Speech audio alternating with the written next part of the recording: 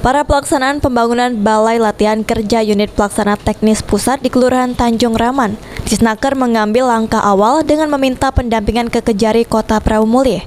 Selain permintaan dari Dirjen Binalatas Kemenaker, langkah pendampingan diambil sebagai bentuk sosialisasi kepada masyarakat karena BLK UPTP merupakan proyek nasional. Kadisnaker Kota Praumulih mengatakan, meski pengerjaan gedung BLK UPTP dilakukan oleh pihak luar, namun lokasi berada di Kota Praumulih, maka harus termonitor agar bangunan dapat seoptimal mungkin dan sesuai spesifikasi. Tujuan pendampingan itu yang pertama yaitu yang jelas supaya proyek ini nantinya berjalan dengan baik tanpa ada kendala-kendala kerikil yang berarti. Yang kedua, dengan melakukan pendampingan ini tentu dari pihak rekanan, dan itu tentunya rekanan dari pusat semua, dari pusat, tendernya di pusat, jadi kita hanya ketepatan lokasi. Nah, itu tentu berharap bahwa ini tanggung jawab dari pihak rekanan itu bisa termonitor.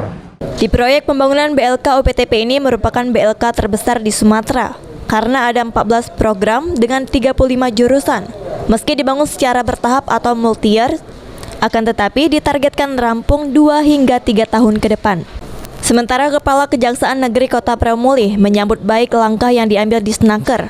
Pihaknya juga bersedia membentuk tim dari bidang perdata dan tata usaha negara dan Intel. Karena satu mengingat nilai proyeknya, dan yang kedua boleh dibilang ini masuk proyek strategis lah ya, artinya memang proyek dari pusat yang ada atensi lah untuk itu. Pendampingannya seperti apa ini? Pendampingannya kalau kita sekarang ya lebih banyak nanti dari sisi dari sisi keperdataannya sama potensi-potensi masalah yang kemungkinan timbul. Direncanakan Agustus 2021, groundbreaking BLK UPTP segera dilakukan. Proyek nasional ini juga diharapkan berdampak positif kepada warga sekitar karena dapat menyerap banyak tenaga kerja lokal. Beni Firdaus, PAL TV.